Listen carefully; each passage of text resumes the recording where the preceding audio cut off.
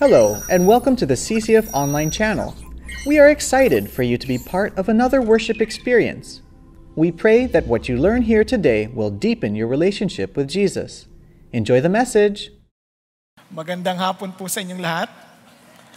Okay. Pakitingnan nyo naman yung katabi nyo, sabihin nyo magandang hapon. Ayan. Sabi mo sa kanya, bago ka man lang matulog, mabati kita. Di ba? Ang sarap-sarap ng ating panahon.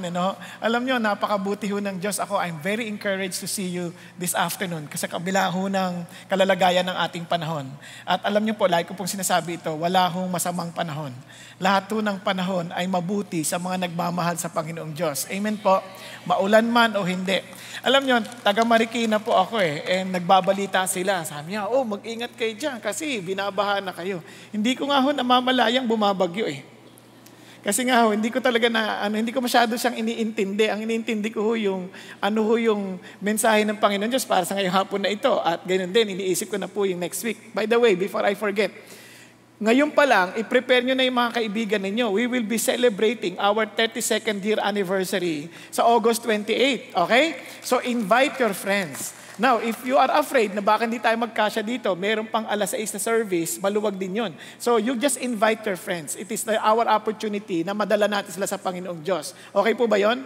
So, by this time, nagpe-pray na tayo. Pinagpe-pray na natin sila, inihanda na ng Diyos yung alam mga puso. So, by the time na nakarating sila dito on our anniversary celebration, ready na yung kanilang mga puso. Okay ba sa inyo yan? Ay, parang malungkot kayo Alam nyo, kahit anong galing ho ng eksplanasyon, kapag hindi ho hinanda ng Diyos, wala ho tayong magagawa. Kaya ngayon pa lamang, we will really take this celebration seriously and not only to celebrate. Alam mo sabi ng Bible, kapag naligtas sa isang kaluluwa, merong pagdiriwang sa langit. So let's really celebrate even in heaven. Okay ba yon? So bring your friends, bring your relatives, bring your loved ones para po tayo po magdiwang ng kasama po ang mga anghel sa kalangitan. Okay po? Praise God. So ngayon po, tayo po magpapatuloy sa ating series on Jesus Unboxed. Kung naalala ninyo, inaaral po natin ang aklat ng Juan o ang magandang balita or good news or gospel ng John na sinulat po ni John, John the Beloved or John the Apostle. Sinulat niya po ito para po makilala natin si Jesus. So ang idea po, the reason why we're doing a series on this gospel is that we would know Jesus through the gospel of John. Kasi po, kung yung ating pong pagkakilala kay Jesus ay naapektuhan po, hindi lamang ang ating buhay dito sa lupa, ngunit maging ito po ay, yung ating pong eternity ay meron pong, kumbaga, even our eternity is at stake. Yung ating maling pagkakalala kay Jesus, it will affect our behavior. Kaya napaka-importante itong aralin na ito. For the past few Sundays, nakita natin that Jesus is God in chapter 1. We saw that He is our Creator. We also saw that He gives eternal life doon po sa John chapter 3, kung naalala ninyo. At hindi lang yon, nakita rin natin that He is the Savior and the Judge. At last Sunday, we studied about Jesus fully satisfies. Samantalang ang bawat isa sa mundo ay naghahanap ng satisfaction sa buhay, sabi ng Panginoon, He fully satisfies. It is a form of satisfaction that is overflowing. Hangad mo po itong ibahagi sa ibang tao. Kapag ikaw ay satisfied lang, hindi ka talaga fully satisfied, hindi mo ito ibabahagi sa iba Nakaranas na po ba kayo ng isang bagay na parang tuwang-tuwa kayo, tapos talagang enjoy ninyo, at dahil sa sobrang tuwa ninyo, na ikikwento nyo sa ibang tao. Naranasan nyo yun? Di ba? Minsan, pagka sobrang tuwa ka, talagang parang gusto mo ibahagi sa lahat. And that is exactly what God wants us to experience in knowing Him. Because He fully satisfies. Now, kung hindi mo na-experience yan, hindi si Jesus ang may problema, ikaw. Sabi ng Bible, He is the living water. He who drinks Him, sabi ganon, will no longer be thirsty again. So in other words, kapag ininom mo yon, hindi ka na mauhaw. Pag nauhaw ka pa, ikaw ang may problema. Paano nangyari yon? Mali pag inom mo. Naintindihan sabihin? Ngayon, tingnan ho natin itong katugtong. Today, we will be dealing with Jesus is sovereign. Pakisabi mo sa tabi mo, Jesus is sovereign. Kaya, dahil sovereign siya, hope in Him. Umasa ka sa Kanya. Okay ba yan? Umasa ka sa Kanya. Alam nyo, sa mundong ito, punong-puno po ng kawalan na ng pag-asa. Sa maraming pagkakataon. Kayo, isipin nyo lang ang daloy ng trapiko natin. May pag-asa pa na maluluwag yan? Di iba sa inyo, Dali-daling solusyonan yan. Huwag kayong magdala ng sasakyan, walang traffic. Joke lang. Pero what I'm trying to say is this. Kung iisipin, parang wala na atang pag-asa. Parang ang labo na. O minsan, pag tinignan mo yung sa sarili mo sa salamin, and you've been praying to God that God will change you and you're hoping to become perfect. Di ba? Pakiramdam mo ba may pag-asa? Biglang lumungkot yung iba sa inyo eh. Yung iba pumikit na lang eh. Di ba? Pag pinili mo, parang may pag-asa pa ba ako? Parang magbabago pa ba ako? Kahapon lang, sabi ko, hindi ako magsisinungaling. Tapos ngayon, tinanong lang ako kung gwapo ko. Oo na ako agad. Sinungaling. Parang wow. Parang may pag-asa pa ba ako? Ito isang amazing na dapat niyo maintindihan. When we talk about sovereignty, anong ibig sabihin yan? Ano ibig sabihin yan? When we say He is sovereign, what does it mean? Now, ito pong ibig sabihin. So Daniel chapter 4, sabi niya, He does according to His will in the host of heaven and among the inhabitants of earth. And no one can ward off His hand or say to Him, what have you done? Sa madalit salita, ganito po yan. Sabi niya, sino makapagpipigil sa palatuntunan ng Diyos? Sino makapagpipigil sa kanyang kapangyarihan? No one can ever stop God in accomplishing His purpose. Nagkakaintindihan tayo. Ngayon, kung hindi tayo naniniwala dyan, dito nyo mapapansin, our attitude, our responses to situation will also be affected. Kaya tayo naiinis, naaasar, we get disappointed. Kasi nakakalimutan natin yung sovereignty ng Diyos. Okay? We get disappointed with the mistakes of other people. Tama ba? Sino dito hindi nadidisappoint sa kamalian ng ibang tao? Meron? O sino nadidisappoint? Anong gusto nyo? Yung iba eh. Either way, walang taas eh. Either way eh. Nakaka-disappoint joke lang. So anong punto ko? Anong punto ko? If you understand that everything that happens in our lives has God's purpose and He allows it to happen, why will you be disappointed? Now, disappoint lang tayo kasi we feel that we are losing control. Wala tayong control. And who is in control? And if we understand that God is in control and He cares for you, in other words, He will not allow anything to happen that will not benefit you. Tama ba? Tama ba? Now, tingnan niyo po ang kasunod dito. Sabi ganyan sa Isaiah. Declaring the end from the beginning, from ancient times, things which have not been done, saying, my purpose will be established and I will accomplish all my good pleasure. Look at the words. God declared already from beginning to end. Parang ibig sabihin, maliwanag na kanya kagad ano mangyayari from beginning to end. Nasabi niya ganon, my purpose will be established. Maitataguyod ang kanyang kalooban. Nagkakaintindihan? According to His good pleasure. In God's sovereignty, ito pong importante. Wala hong masamang mangyayari. Kung, tingnan nyo sabi ng Romans, and we know that God causes all things to work together for good. Anong kondisyon? To those who love God, to those who are called according to His purpose. Isipin niyo mabuti ito. Kung tayo po ay walang pag-asa, hindi tayo magiging masipag sa anumang bagay na ating ginagawa. Nakakaintindihan? Hindi tayo ma-inspire to do whatever we need to do in life. For example, sino mga estudyante rito? Kung pakiramdam ninyo, wala naman kayong pag-asang pumasa, mag-aaral pa ba kayo? Hindi na. Tama ba? Pero ito sasabihin sa inyo, pag ginawa ninyo yung dapat ninyong gawin, imposibleng hindi kayo pumasa. Imposible. Kaya nga, inisip ko yun. Dati, naintindihan ko, tatandaan nyo, nung ako po nag-aaral, nung elementary at high school, nag-uusap kami sa sakyan kanina ng mga grades namin. Hindi ako mabuting mag-aaral ng elementary at high school. Kasi po, ang hangad ko po pera. Kaya nagtatrabaho po ako habang nag-aaral. Nagtitinda ako ng putot kutsinta, nagtitinda ako ng kakanin, at sarili kong luto. O, sosyal Ngayon, habang nag-aaral yun, kaya ako, hindi ako interesado sa grado. Kasi isip ko, ano namang saysay ng grado na yan? Wala naman yang monetary value. Nagkakadilihan. Kanya lamang, when I came to know Jesus, binigyan niya ng bagong perspective. Sabi niya, don't study for the sake of studying. Study to learn for my glory. Oops, iba na usapan. So mag-aaral na ako na mabuti kasi para sa kanyang kalwalatian tama ba? At para matuto, tama? Ngayon, na-encourage pa ako, sabi ng kuya ko, sabi niya, Bong, lahat ng mga kapatid mo honor student. Wala kang dahilan hindi mag-honor. Sabi niya, mag-honor ka. Hindi ko kaya yan, imposible. Akala mo lang yun, kung sasamahan ka ng Diyos, mag-honor ka. Aba, dahil lagi ko ine-expect na siyempre may scholarship. Sabi gano'n. O di bali, kung ayaw mo na honor, scholarship na lang. Kunin mo yung scholarship, nakuha. Kailangan ng grade mo, hindi bababa ng 2. O di maintain. Dahil sa kagusto mo mag-aral, you're hoping to study for free.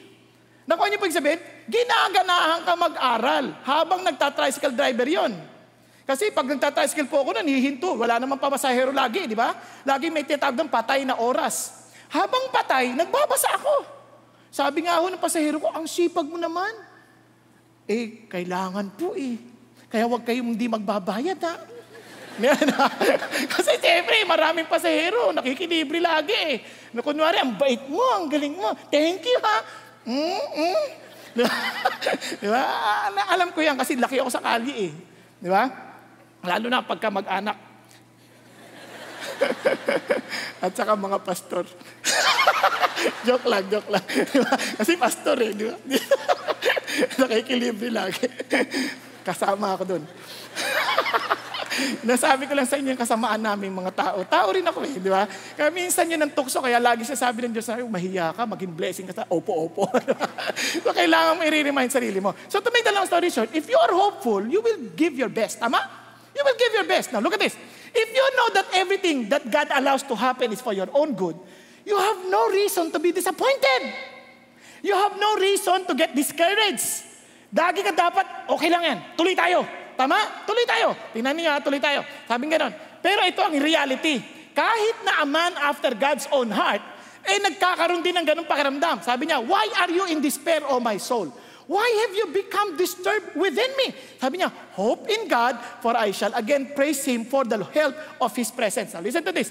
If just in case, nandun nakakalimutan mo yung hope, faithfulness ng Diyos, yung sovereignty ng Diyos, and you get discouraged, kausapin mo rin sarili mo. Kasi minsan sarili mo down na down Pero yung faith mo nandito, naniniwala ka that God is in control. Tama ba? Kausapin mo, ano ka ba? Tingnan mo sa David, kausap sarili niya, ano ka ba kaluluwa ko? Ba't ka ba nalulugmok? Magpuri ka sa Panginoon, mayroong dahilan para purihin siya. You need to explain and convince yourself that God is still in control. He is sovereign. Nagkakaintindihan? Wag lang malakas. Yung naglalakad ka, ano ka ba? Baka madala ka sa ospital. Eto, kausapin mo, there's nothing wrong. Minsan kinakausap ng sarili mo, minsan umiiyak ka na down ka. Kausapin mo, ba't ka ba nadadown? Ano ka ba? Tandaan mo ang Diyos buhay. Because sometimes what we feel and what we are thinking and what we know, nag-aaway sila. So we need to allow our emotion to submit to our minds. Tama? Kaya if you know Jesus, if you know that He's sovereign, you convince yourself, your feelings, that Jesus is still sovereign. So, hope in Him. Nagkakaintindihan? Okay pa kayo? Nagkakaintindihan?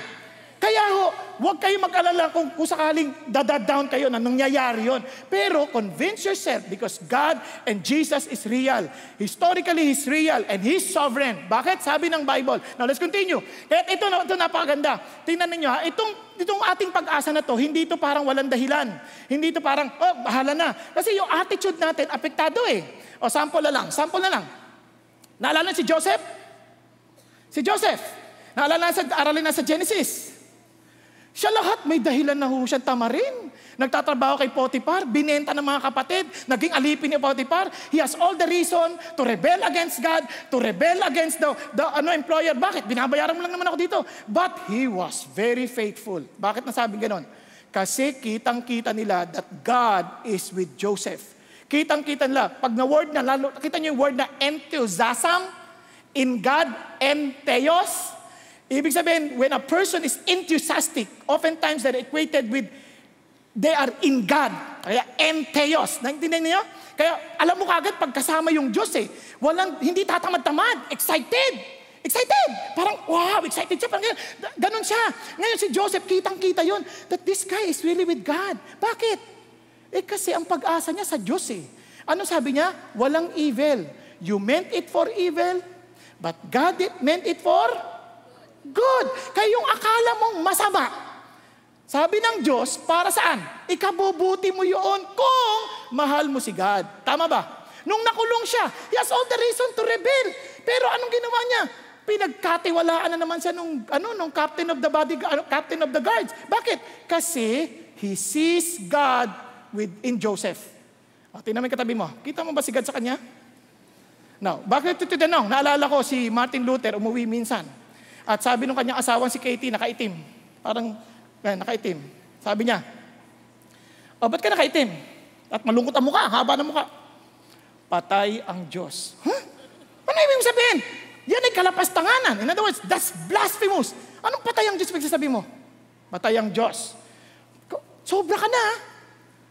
Bakit mo nasabi yan? Sa tuwing nakikita ko ang mukha mo, Martin, at lugmok na lugmok ka, at lagi kang aburido, lagi kang irritable, lagi kang galit, palagay ko, patay ang Diyos. Natauhan si Martin Luther. Kaya tingnan mo yung katabi mo. Sabihin mo, buhay ang Diyos! Tingnan mo sa kanya, kitang-kita ko sa mukha mo. Mahimlay ka. Panatag. Di ba? Buhay ang Diyos. Now, bakit ko ito sinasabi sa inyo? Kasi nga tingnan ninyo when we desire that each one of us should show the same diligence. Look at the words. That is exactly what God wants us to see in us. The same diligence so as to realize the full assurance of the hope until the end. So that you will not be sluggish. Hindi ka tatamad-tamad. Bakit? But imitators of those who through faith and patience inherit the promise. Di ba? Hindi yun. Kasi kaya ka masipag in anything that you do. You know why? Because you are assured that God sees everything that you're doing, and as He promised, He will surely reward you. Nagkakaintindihan tayo. Nagkakaintindihan tayo. Kaya, wala kang dahilan tamarin, wala kang dahilan. As parents, minsan siguro you get so frustrated with your children, parang wala na atang pagbabago itong mga anak ko. Relax ka lang. You hope in God. You do what you need to do.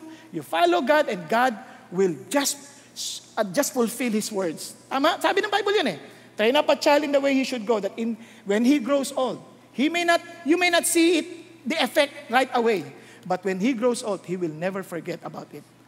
Nagkakanindihan tayo. Kaya ito po napaka-importante. Itong pag-asa na to, hindi ito parang pag-asang walang foundation. Naalala ko po may isang atheist, itong pangalan niya po si John Paul Sartre. Sabi niya, over a month before he died, itong atheist na to declared, sabi niya, strongly resisted feelings of despair. Nilalabanan niya yung lungkot. Nilalabanan niya yung kawalan ng pag-asa. That he would say to himself, I know, I shall die in hope. Kinukonvince niya yung sarili niya. And sabi niya, then, in profound sadness, he would add, but hope needs a foundation. Alam niyo, hindi ito nadadaan sa positive thinking. May pag-asa ako, may pag-asa ako, may pag-asa ako. May pundasyon ng pag-asa. Merong pinagbabatayan ang pag-asa. Nagkakaintindihan? Nagkakaintindihan na tayo? Hindi parang umaasa ka lang dahil sinabi ka. Kasi pag yung pag-asa na yon, sabi-sabi lang, walang foundasyon, bola lang yon. Kaya ito sabi niya, tingnan niyo po sabi ng Bible ulit, sa Hebrews 6, sabi niya, in the same way, God, desiring even more to show that to the heirs of the promise, the unchangeableness of His purpose, interposed with an oath. Yung ating pinagbabatayan, yung pangako ng Diyos. Now listen to this. So that by two unchangeable things, in which it is impossible for God to lie. Magsisinungaling ang Diyos? Pag sinabi niyang, all things work for good for those who love Him, magsisinungaling siya? Hindi. Sabi niya, imposible. Pag sinabi niya, seek first His kingdom and His righteousness, and all these things shall be added unto you, magsisinungaling siya? Hindi. So may dahilan ka mag-worry? Wala. Ba't ka nag-worry? Ewan. Bakit ewan? Kasi nga, hindi tayo umaasa sa sinasabi ng Diyos If we worry, kaya yan naging kasalanan because we question His character. We question His promises. Tama ba? Now, let's continue. Sabi niya, we who have to take in refuge would have strong encouragement to take hold of the hope set before us. Now, look at this. This hope we have as an anchor of the soul, a hope both sure and steadfast, and one which enters within the veil. Yan ang pangako ng Diyos. Naalala ko, may mga nag-text po, katulad ng Ondoy, kakaroon ng baha. Naalala ko nung Ondoy, nasa St. Francis sa tayo noon eh. Naalala ko yung Ondoy, meron ako dapat na appointment noon. Hindi na ako umalis, sabi ko mukhang malabo na, tumataas yung tubig. Eto na. Yung mga pamilya ko, nasa taas ako, second floor, nag-aaral ako. Nagulat ako, nagkakagulo. Kasi ang bilis ang taas ng tubig eh, nagkakagulo. Di ako sabi ko, dali ano yung kunin yung toko. Sabi ko, relax lang. Mag-pray tayo, mag-worship tayo sa Lord. Kanta kami. Alam niyo yung kantang Still? When the... naalala niyo yung kantang yon? Hindi ko na maalala eh. Ano ba yung lyrics na? Yan. When the oceans rise and thunderstorm. Tama ba? I will storm. Basta ganon. Dito na. Habang wina-worship namin ng Lord, siyempre tumataas ang tubig. Ako nasa taas ng hagdan eh. Kaya hindi ko nararamdaman yung tubig. Nandun sila lahat. Ako relax. Nag-worship. Ito na. Sabi ng asawa ko, madali lang sa'yo kasi nasa taas ka eh. Hindi, mag-worship tayo sa Lord. Worship. After worshiping, God gave me somehow strength and also wisdom for something that para mabilis namin magawa. And true enough, isipin nyo, dalawa lang kami lalaki, maliit pa yung anak ko noon. Yung lalaki, isang maliit pa siya. Inangat ko yung piano, ako mag-isa. Sige, lagyan na ng kalso. No, Diyos na yon. Yung mga aso, kinausap ko, walang iihi sa inyo. Dahil pag umihi, babaho itong loob. Nasa labas sila eh, walang umihi ang kasi kalawang araw. Yung isang malaking aso, hindi ko may pasok, pinatong ko sa ibabaw ng kulungan. Huwag kang aalis dyan, pag nalaglag ka dyan, hindi na kita kukunin. Hindi siya umalis. Sa likod niyang yun. Pero everything, tas yung sasakyan ko, maniwala kasi hindi, nag-start the following day. Diyos na talaga to. Ito, doon yung maintindihan, God is in control. Yung isda namin ganyang kalaki. Siyempre, pinakawalan ko na sa loob ng bahay. O, diyan ka na. Huwag kang mamamatay. Kasi hindi nakatama si kaso. Alam mo, ang Diyos, amazing. When you put your trust in Him, He will take care of you. Ang problema natin, inuuna natin sarili natin paraan. Hindi naman tayo ganun katalino. We try to analyze everything until we get paralyzed. Bakit? Atakihin ka sa puso, atakihin ka kung ano-ano. Kasi bakit? Hindi ka marunong. Magtiwala ka na lang doon sa Diyos. Kasi di naman siya nagsisinungaling eh. Kaya lang minsan tayo di naniniwala, kalokohan yung pinagsasabi mo, hindi mo pa kasi sinusubukan. Subukan mo muna, di naman sasabi mo sa akin kalokohan. Nagkakaintindihan? Kaya nga sabi sa akin, yung sasakyan mo, hindi nasira. Hindi. Talagang paborito ka ni Lord ah. Wala namang paborito si Lord eh. Ang paborito lang ni Lord, yung sumunod ka sa kanyang salita, and He will surely prove Himself to be true because He can never lie. Amen? He can never lie. Kaya tingnan niyo po ito, sabi niya, ito ang totoong hope, sabi ni G.K. Chesterton. Sabi niya, hope means hoping when things are hopeless. Sa Tagalog, ang totoong pag-asa ay umaasa kapag walang pag-asa. Ha? Ano yun? Sabi niya, kasi walang kabanalan doon kung umaasa ka lang na mayroong pag-asa dahil nakikita mo may pag-asa. Sabi niya, as long as matters are really hopeful, hope is mere flattery or platitude. It is only when everything is hopeless that hope begins to be a strength. Magiging kalakasan lang ang pag-asa kapag umaasa ka sa mga pagkakataong wala kang nakikitang pag-asa. Nagkakanindihan? Whenever you look at yourself, you can never see hope to be in heaven because you're not good enough. No, you're not qualified. But yet, because of Jesus, because you're hoping of the eternity, of the righteousness of Jesus, yun ang totoong pag-asa. Yun ang pananampalataya. When you are hoping against hope, like si Abraham, na umaasa siya magkakaanak, alam niyo ba kung ilang taon na siya noon? Nung sinabihan siya ng Diyos, 75 years old. Tapos sabi sa kanya, Lord, ngayon na, 100 na siya. Aasa ka pa ba? Lord, aasa pa ba ako? Kaya nga si Sarah 90 na eh. Tumawa na lang. Ako, mabubuntis pa. May bukol na ako sa likod, may bukol pa sa harap. Di ba? Hindi ko na, wala namang bukol yun. Ako lang gumawa ng imahinasyon. Kasi di ba, pag matatanda, bumubukol din. Pero feeling ko hindi kasi maganda pa rin siya eh. Kaya lang, How can you hope when you're already old to have a son? And sabi ni God, you shall have a son. Next year, buntis ka na. Yun ang pag-asa. Tama ba? Hindi ko makalimutan nung nandun ako, nagpumasyal ako sa pinsan ko sa Fresno. Medyo may edad na rin sila wala pang baby. Sabi ko sa kanya, pray tayo. God can give you a child if He wants to. Pray tayo. Tapos nag-pray kami, I sense a peace that surpasses all understanding that I know na magkakaroon siya ng anak. Sabi ko, next year, pagpasyal ko dito, dedication na ha. Alam niyo, totoo, after next year, dedication na ginawa. Because God is true to His word. Pero hindi mo ina-assume sa lahat yun. Nagkakaningan tayo, ito lang isang bagay. When you're hoping, when it's hopeless, that's real virtue. Okay po? Kaya ito ang faith.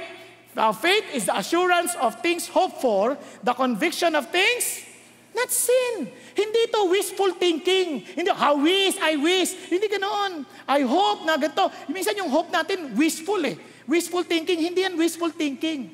It is a form of, it is a sense of certainty, assurance. Bakit? You're convinced because you believe in the character of God. Amen? Now, kaya nga po itong aking definition. Faith is hope that expects what? The best. Expecting the best is the confident assurance that God is in control of the future and that He plans what is best for your life because He loves you. This is all for His glory. Pag-isipan niyo mabuti. Si God ba all-knowing? Yes. So He knows what's best for you. Tama? Si God ba is loving? Yes. Kung loving siya, in other words, He wants the best for you. Tama ba? And He is still sovereign. Siya ba'y makapangyarihang totoo? Yes. In other words, He can accomplish what is best for you. At yun ang pag-asa mo. Pero kung di ka naniniwala, kawawa ka naman. Anong pag-asa mo sa buhay? Wala. Kaya nga tama, sabi ni Pastor Peter, mas maikli yung kanya Sabi niya kanina, confident, positive expectation that whatever God does and allow in our life is ultimately beautiful, best for us and for His glory. Nagkakaintindihan? Kaya wag ka mainis. Halimbawa, nandun ka na sa elevator, nandun ka na, talagang mabagal ka lang. Pagbukas, may pumasok na lahat. Kasi ikaw wala.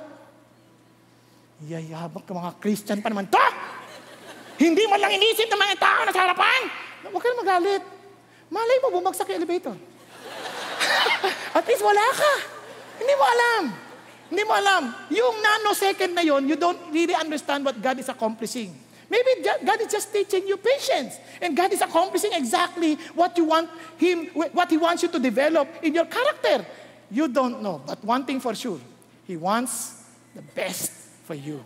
Pakisabi sa katabi mo, He wants the best for you. Hope for the best. Hope for the best. Now, let's go now. God gave us two beautiful illustrations to show us His sovereignty and also His power. Now, tingnan nyo yung sovereignty and also the willingness to heal. Now, listen to this. Let's go to John chapter 4. Remember, nung nakaraan, Samaritan? From Samaria, imagine coming from Judea, through Samaria, He went to Galilee. After 2 days, He went forth from there into Galilee. And sabi natin, for Jesus Himself testified that a prophet has no honor in his own country. Now listen to this. Alam mo na pala na hindi ka ino-honor sa sarili mong bayan. Ba't ka pa pupunta doon? People always want to go where they are being honored. Tama, mali? Kayo ba, kung hindi kayo papansinin, pupunta pa kayo? Nalala ko, sabi nga nung isang membro pag hindi pa ako pinansin, on third time niya na umaten walang pumapansin sa kanya. Pag hindi pa ako pinansin dito sa ikatlo na to, aalis na ako. Hindi na ako aaten ulit. Yung isa, sabi niya naman, nag-attend din siya, pangatlo na rin, wala pa rin pumapansin. Pag wala pang pumansin sa akin, ngayong linggo na to, ako na babati. Buti na lang, nung ikatlong linggo, nagkatabi sila. Walang bumabati. Sabi, wala pa rin bumabati Sabi niya, hi, kamusta ka? Binati ako. Hindi na ako aalis. Alam niyo minsan, ganun din. Why will you go there if you are not being treated with honor? Yun ang idea ng tao But Jesus Christ is not going there because he wants the honor. Ang idea doon, he wants to go there because he's still sovereign. In his sovereign will, in his sovereign plan, kailangan niyang pumunta ron. Nagkakatindihan? Now, ito ang pakapuntahan tayo. Now, paano siyang hindi in-honor? Siguro, may pangyayari in the past, and I'll just show you one of the possible instances. He came to his hometown and began teaching them in their synagogue. Ito ibig sabihin na hindi siya in-honor. So that they were astonished and said, where did this man get this wisdom and these miraculous powers? Sabi niya, is not this the carpenter's sons? Is not his mother called Mary, his brothers James, Joseph, Simon, and Judas? And his sisters, are they not all with us?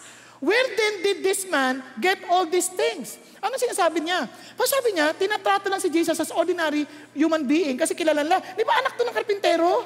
Di ba ano to? Anak to ni Mary? Di ba yung mga kapatid niya nandito? At saka yung mga kapatid niya babae nandito?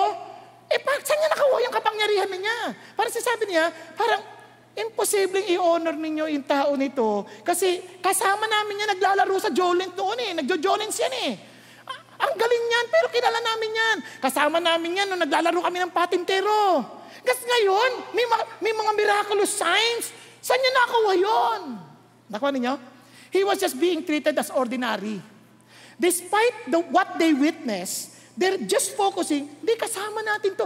Imposible!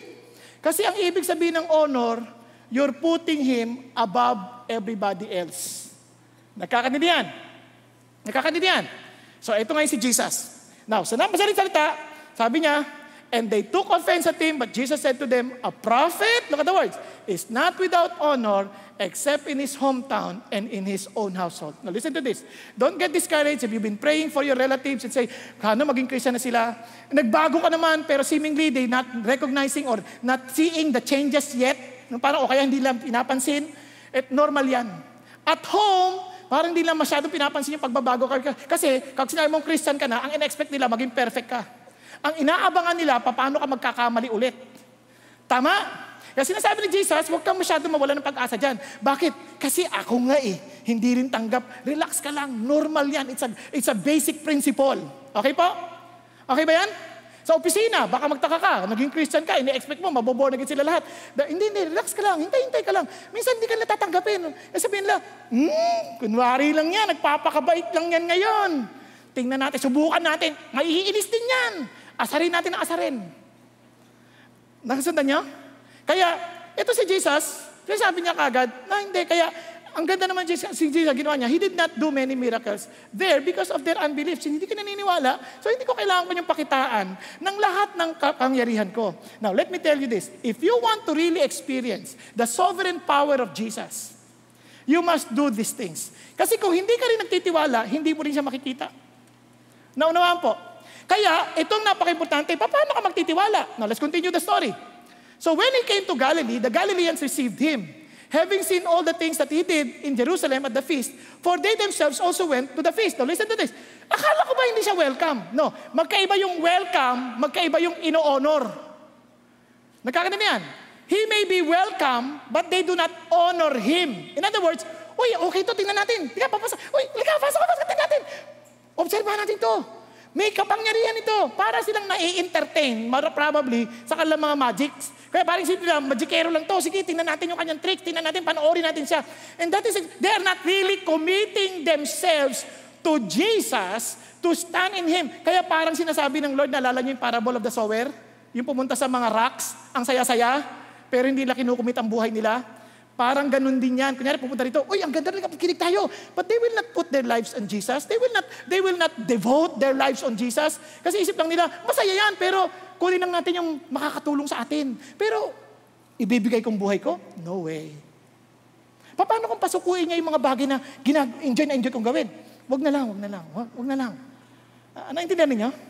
Kaya maraming tao, they will never understand and they will never experience the power of Jesus kasi hindi sila makatodo. Gusto lang nila yung may pakinabang agad. Pero yung bibigay ko yung buhay ko, wag. Naalala ko tuloy may nagpa-pray. Pastor, pag-pray mo naman ako. Kasi gusto ko na yung makilala yung God's best ko .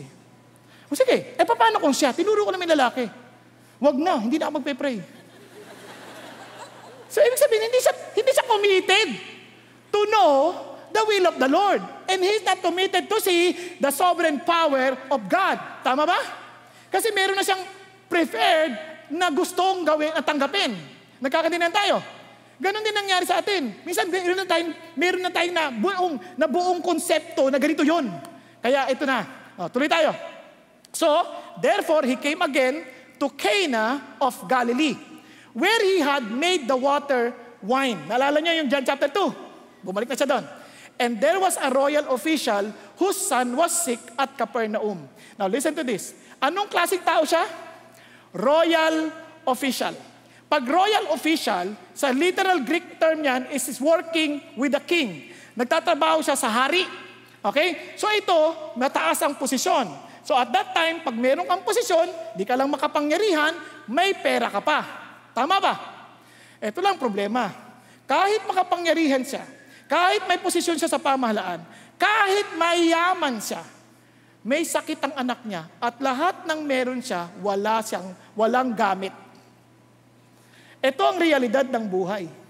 Minsan, akala mo kapag may pera ka, hindi ka magkakasakit. Yun ang mali. Dahil may pera o wala, lahat namamatay.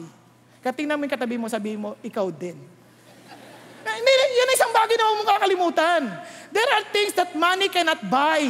Nagkakaningan tayo. If you think that money will solve all your problems, you are wrong. Kasi yung pera, walang magagawa dito. Kaya in order for you to see the sovereignty of God, the sovereignty of Jesus, ang una mong kailangan gawin is to acknowledge your need. Be honest enough and humble enough to admit before Jesus what you need. Sabihin mo talaga, sample lang, bisyo. Hindi mo pwedeng, kaya ko to, para sa Panginoon. Wag. Be honest. Lord, hindi ko po to kaya eh. Hindi ko po to kaya. Hirap po ako dito. Isipin nyo, personal ko nang ding karanasan, lumaki ako sa tik-tik eh. Alam niyo yung tik-tik? Yung mga bata, hindi na alam yung tik-tik. Hindi niyo alam, no? Espionage. Alam niyo? Walang kinalaman yun doon.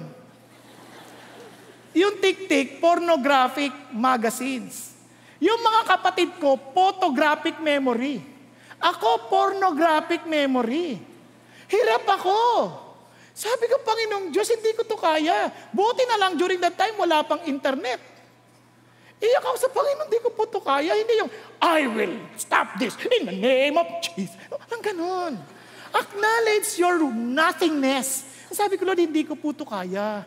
Tulungan po ninyo ako. Alam niyo sa awa ng Diyos, tinulungan ako.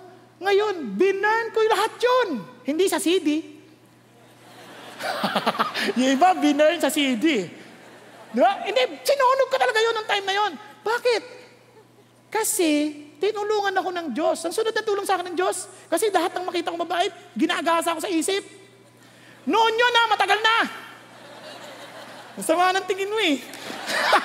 Matagal na yun. Ito naman dito na nga ako. Tagal na noon. Eto, nakakatawa. Sabi lang ng Diyos, dito ka lang tumingin sa noo. Sa noo lang, para lang. Sabi nga nung kasausap ko, wag ko kinakausap mo, tingnan mo na ako sa mata. Hindi mo naintindihan ang request mo. Wag na. Hanggang matrain yung brain ko. Tulong ng Diyos yun. Ibig sabihin, siya tutulong. Hindi ikaw, hindi yan. I can do it by my will. You can't. Just admit. Kasi kahit yung royal official, he's a disciplined man. He's a man, most probably, he's a very studious and very diligent.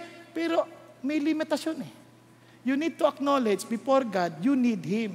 Nagkakaintindihan? Kaya when he heard that Jesus had come out of Judea, sabi niya, imploring him to come down and heal his son, for he was at the point of death. Kawawa, anak ko, mamamatay na po. Just like all other parents, they're very concerned about their children.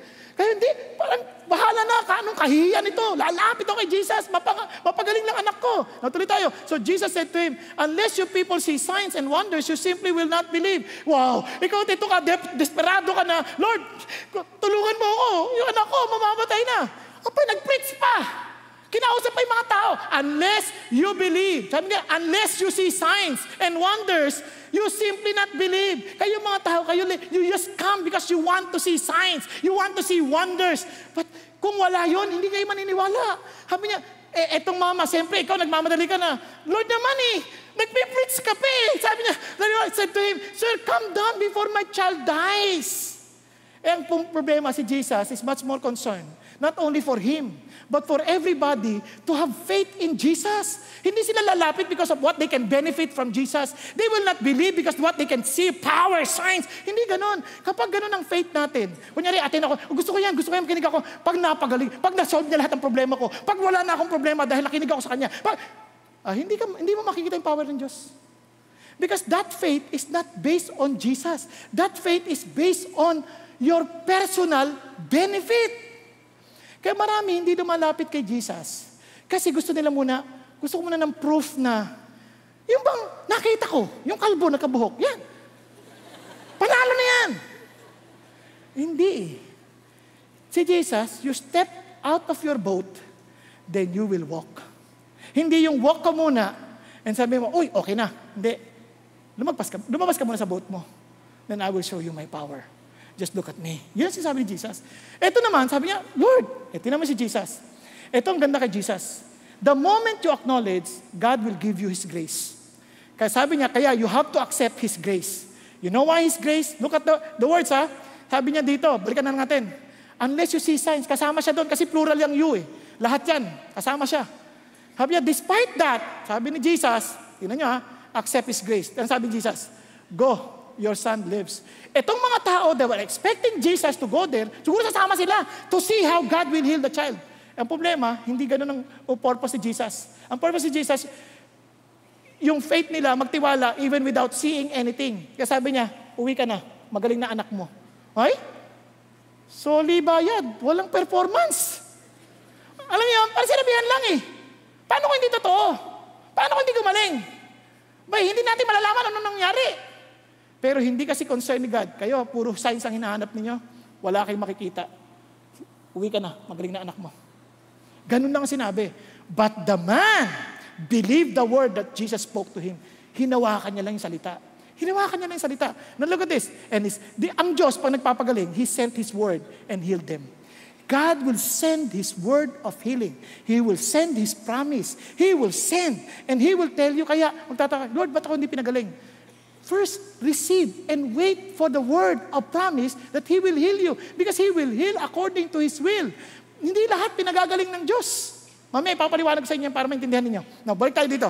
So, faith comes from hearing the word of Christ. You have to believe. You keep on listening to Jesus. You need to hear from Him. Tama ba? Now, let's continue. Pagkatapos mo makinig, you adhere. Stick ka na doon. Panghawakan mo yun. Panghawakan mo yun. Ito sabi ng Lord. So Jesus said to him, go, your son lives. The man, look at the words, believe the word that Jesus spoke to him and started off. Now listen to this. Some people, they would never see the power of Jesus kasi hindi nila pinanghawakan yung salita ni Jesus eh. Nakakaintindihan tayo? Panghawakan mo. Ay, naalala ko po, yung nanay ko, nung una ko nabalitaan na stroke, sabi na patay na eh. Sabi nga ako nung pumunta ako sa Canada eh. Ang sabi na sa amin eh, tatanggalin na namin yung mga respirator, lahat ng machine. Pagka mahihirapan, tutulungan na namin para she will drip peacefully. Sabi ko doon sa kausap kong in charge doon, sabi ko, kung nanay mo siya, go ahead. By all means, gawin mo. Nanay ko yan eh. Wag. Bigyan mo ako ng pagkakataon, mag-stay ako sa loob ng ICU room niya. Kaya harating ko lang galing Canada, puyat pa ako, hindi ako natutulog. Sabi ko, doon ako, stay ako dyan. Magpe-pray lang ako. Sige. Alam niyo, pray ako magdamag. Gulat ako, may nagsisigawan na sa tabi. Nagkakandamatay. Sabi ko, Panginoon Diyos, parating na rito yung ang ilang kamatayan, magpapayagan. Pray. Sabi ng Lord sa akin, she will live.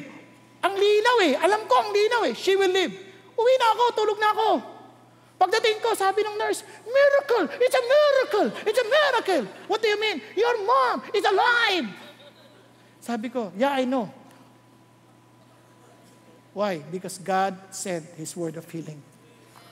Friends, itong isang bagay, kaya tayo minsan hindi na tayo makarinig.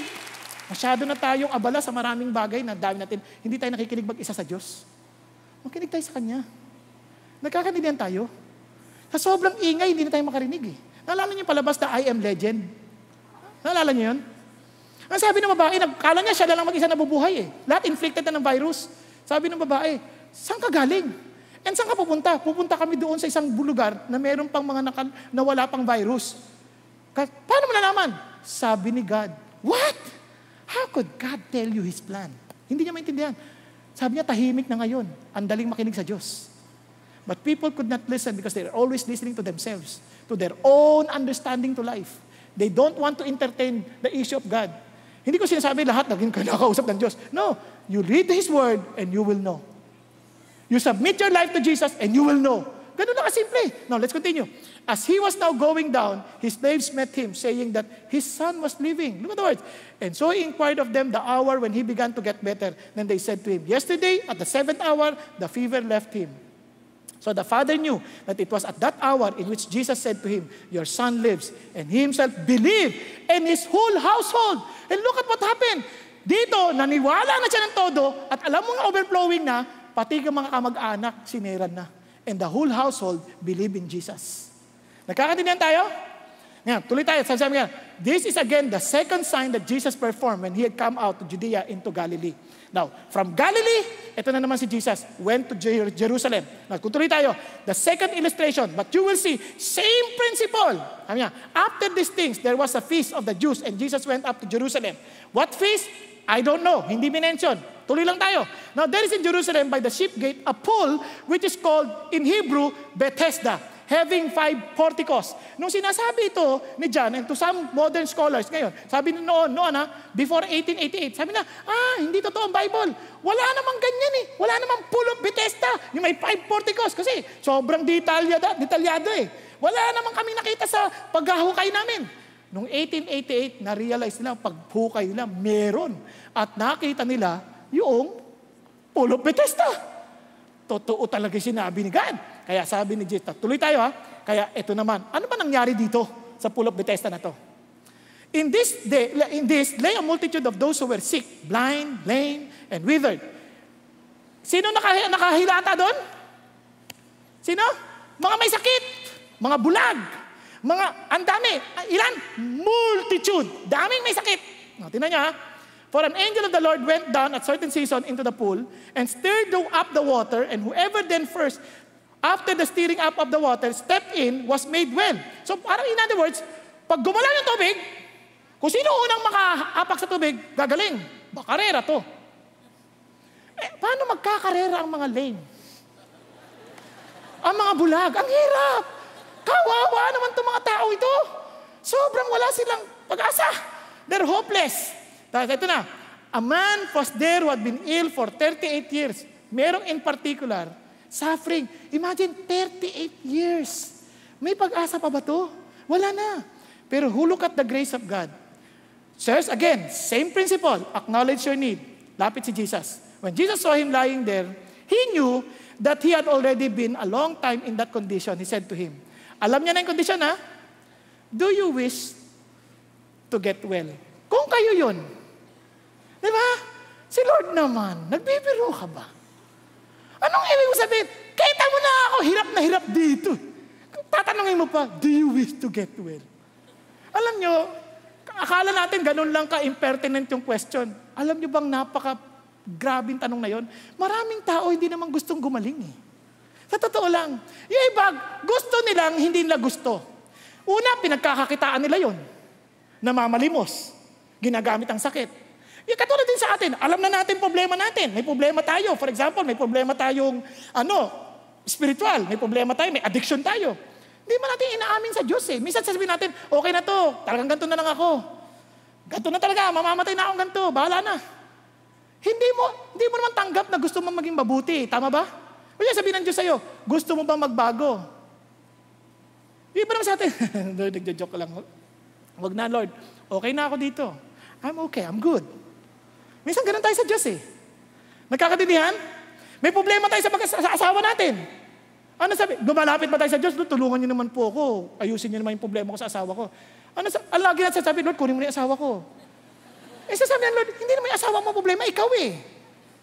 Do you wish to get well? Yun ang mga tanong ng Diyos. Do you wish to get well? You have to acknowledge. Kasi sabi ng alam niyo po, hindi niya masabi ng diretso, alam niyo po, gusto ko na, kaya lang po eh, Pag gumalaw yung tubig may nang nauuna lagi sa akin. So, madaling salita, gusto mong gumaling. Kaya lang, akala mo lang paraan, yun. Ngayon, you have to accept my grace. Itong grace ng Diyos. You may not even acknowledge na ako yung makakatulong sa iyo, pero tutulungan kita. Sabi niya, okay, get up, pick up your pallet and walk. Wow, this is God's grace. He commanded again a word of healing. Tayo ka na. Alam mo bang lame ako? Ba't mo ako inutusan tumayo? Hindi man lang, I pray, oh God, heal him in the name of Jesus. God, rise up! Hindi ganun Nakahilatan kayo, nangihina, may sakit. Rise up!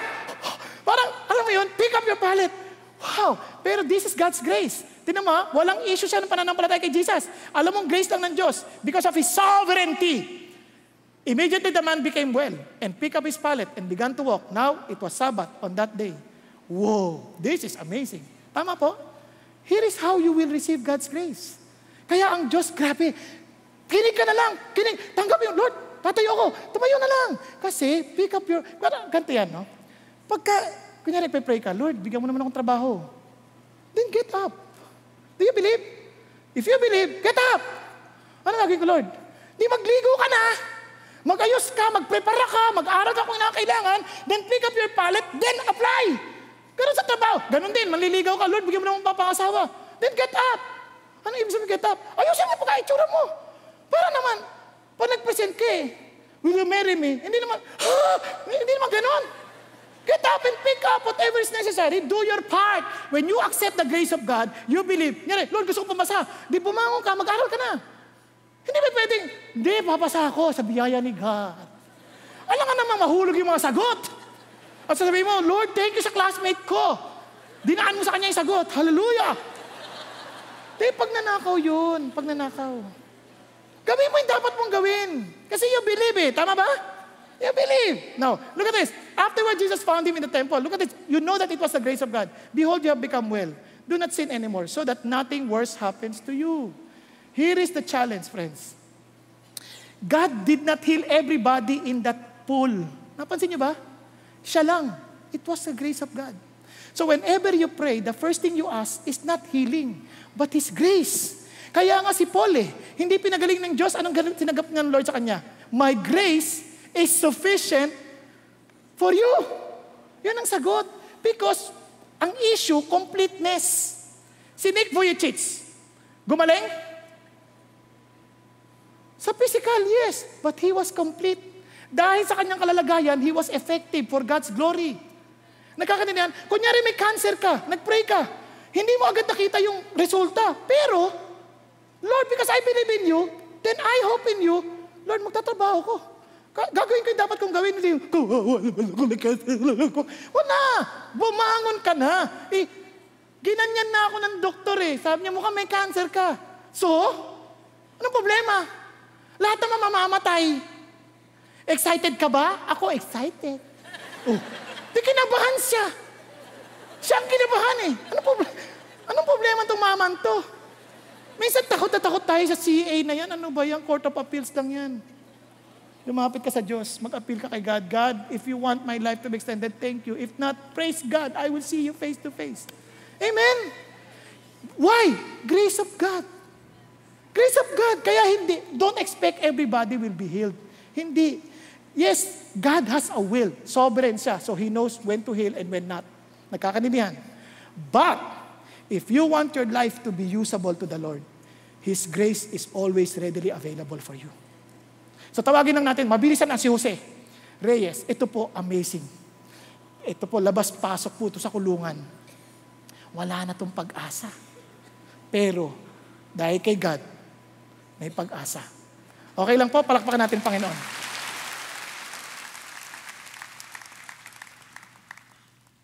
Good afternoon. My name is Jose Reyes. I am blessed with a very kind wife, Elena. We have one daughter. I am a fifth of the 7 siblings who are all boys. Growing up, I always thought that my life was meaningless and troublesome. I was only in my first year high school when my father passed away. Since then, I did not take schooling seriously. I saw drop out during my third year. I start going out with my barkadas who are not exactly good companies to begin with. I learned how to use drugs, syrup, marijuana, and shabu, which led to me being in prison in 1999 for the first time. I was charged with frustrated homicide. I was released right after my brother settled the case amicably. I realized it was difficult to be in jail. You get to deal with different types of people from different backgrounds. In November 16, 1992, I got married to Elena. In 2001, I was again pulled back in prison for using shabu. Then again, I was released temporarily after 3 weeks. This time, I was my wife who bailed me out. However, I did not attend the hearing, so I would put back in prison again. My faithful wife never gave up and settled the case on my behalf. I was released for the third time. I continued to use drugs, and I was back in jail in 2003. I was vicious cycle. Again, my wife bailed me out for my temporary release.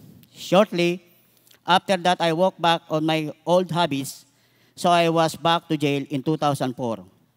After 5 years, I was bailed out for the fourth time. This time, my brothers almost disowned me. They told me that I was hopeless. My wife almost gave up on me and was pleading for me a change. I was deep all of this. I continued to use drugs, but this time because I could no longer support my addiction. I became drug pusher, coupled with more vices like womanizing, gambling, and alcohol. In 2005, I was put back in prison due to the drug pushing. This time, bail was no longer an option. This was the 6th time. My wife regularly visited me this time. I start thinking about my case because if I were found guilty, it will be life imprisonment in Muntinlupa. One day, I was invited by inmate to attend a Bible study held by Biyahijel Ministry, headed by CCF Pastor Danny Urquico. When listening to the Word of God, I began to understand the importance of the Lord Jesus in one's life. I told myself, I have a chance to change my life. I kept reading my Bible. One day, I accepted Jesus as my Lord and Savior. I immediately stopped all vices. I began praying before meals, upon waking up, and before I go to sleep. In one of my prayers, I asked God that if He gives me another chance, I will serve Him with all my heart, soul, and mind. Finally, by God's grace, all these cases being charged against me in December 2006, we withdrawn. I continue to serve the Lord. We regularly attend Sunday worship services in CCF Marikina. I volunteer in the live production ministry and sometimes in the ushering ministry. I also finish GLC3.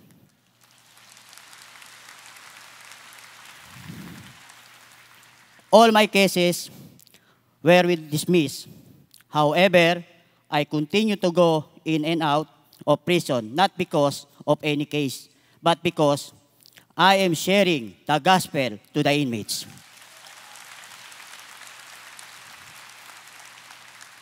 I am also assigned as a jail coordinator for CCF Biyahijel Ministry in Rizal Provincial Jail. My wife and I serve and claim 2 Corinthians 5:17, therefore, if anyone is in Christ, he is a new creature. The old things pass, behold, new things have come. Again, I am Brother Jose Reyes, previously a drug user and a drug pusher. Now, I still push and use, but this time is the Word of God and His saving grace. To God be a glory, honor, thanksgiving, and praise. Thank you. Praise the Lord. Bago tayo mag-end, andyan din si Pastor Danny yata eh. Saan ba ayun, yung magandang lalaki po. Yan. Tayo ka, Pastor. Pag-pray mo natin sila, pati yung kanyang asawa, Ate Elena, tayo kayo. Lapit na lang kayo dito. Alam niyo po, ang bait ng Diyos, ginakasangkapan sila ng Panginoon Diyos ng mabuti at talagang ito grace talaga ng Lord. Amen po? And alam niyo po bang kahit sino sa atin, God wants to use us and to experience His sovereign power. Kaya just open your ears, accept His grace, acknowledge your needs before the Lord. And ito po kaya pag-pray natin, lalo na po yung task na hinahawakan po ni Pastor Danny, napakabigat po nun, to minister to those drug abuse surrenderies na nalala ninyo. Kaya they need their prayers, our prayers. Okay po? So pwede tayong tumayo, pag-pray natin sila sandali. Father in heaven, thank you Lord for using Pastor Danny and Father God si Jose and for his wife Elena. Salamat Panginoon sa buhay nila. Thank you, Jesus, na alam kong because of your grace, because of your love, Father God, you want to make use of all of them, Father God, for your glory and honor. At alam po namin, Panginoon, hindi lang silang gusto nyo gamitin, maging ang bawat isa sa amin narito na nakakakilala sa inyo, na nauunawaan, Panginoon, ng pag-apaw ng biyaya ninyo sa aming mga puso. Father God, thank you. At hiningi ko po, Panginoon, patuloy mo silang ingatan. Ingatan niyo sila, Panginoon, sa atake ng Espiritu ng kadiliman. Ingatan mo sila, Panginoon Diyos, na hindi po sila malagay sa patibong na kinalagay po ng kaaway. And thank you, Lord, that in Jesus Christ we are victorious, we are more than conqueror. Thank you, Lord. Lord, patuloy mong kasangkapanin sila Pastor Danny, sila Jose, sa Ate Elena, Panginoon, para sa kalwalhatian ninyo. Sa ngalan ni Kristo Jesus. Amen, amen, and amen. Praise the Lord. Praise the Lord. God bless. Praise God. Kaya, dito na po, isang bagay po. Again, the last principle, adhere to His words just as Jesus Christ. Pare-pareho, dalawang illustrations. You have to acknowledge your need.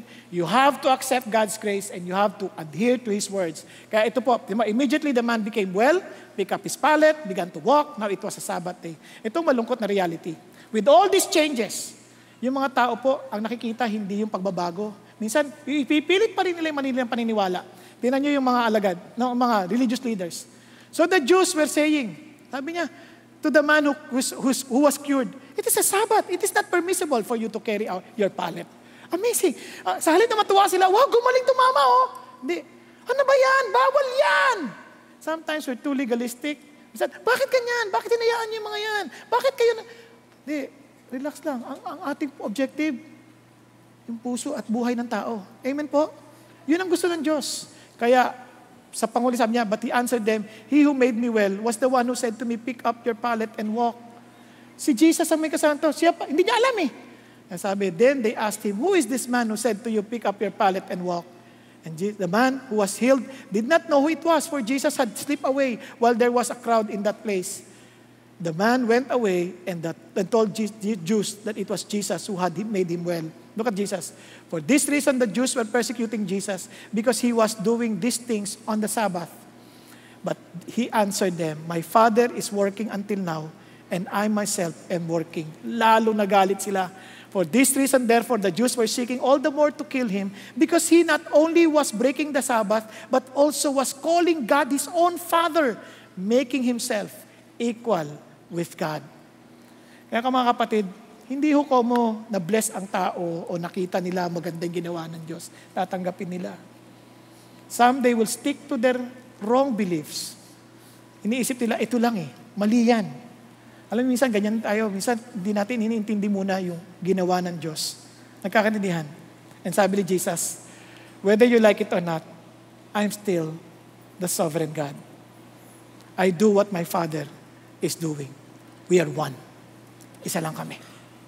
Kaya sabi ni Jesus finally, and I will end. Truly, truly, I say to you, he who hears my word and believes Him who sent me has eternal life. He who does not come into judgment but has passed out of death into life. Ano sasabi ng Lord? If you adhere to my words and believe Him, God, who sent Jesus, has eternal life and does not come into judgment but has passed out of death into life. Next week, yan ang pag-uusapan natin na matindi. Pero today, I want to challenge you. Ikaw ba humahawak ka ba sa salita ni Jesus? Do you really believe that He is sovereign? that He is in control and He wants the best for your life? O, hindi eh. Nasa yan. Sabi ni Jesus, itong promise niya, hindi niya lang tutuparin ang kanyang sinabi. Ang pangako niya pa, eternal life. Amen po? Tayo pong lahat ay yumuko at pumikit sandali. Friends, mas alam mo ang totoo mong kalalagayan. Look at the religious leaders.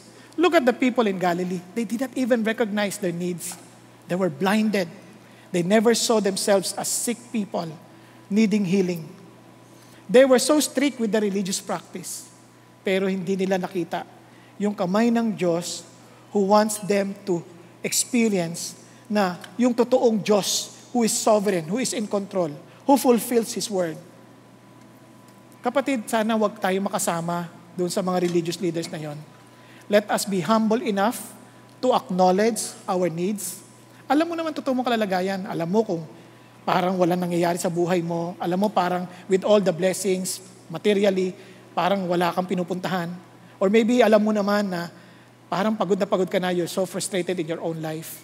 And God is telling you, come on, acknowledge your needs before me. Or maybe the Lord is already speaking to you. He wants to impart to you His grace. Ang tanong lang, are you willing to accept that? By obeying His words, by adhering to His words. God or Jesus is here for you. Kapatid, be humble before Jesus and acknowledge your need of Him today. Thank you, Jesus. Thank you, Lord. Don't wait for tomorrow.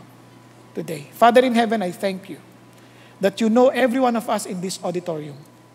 And thank you, Lord Jesus, that you know the cries of our heart, O Lord.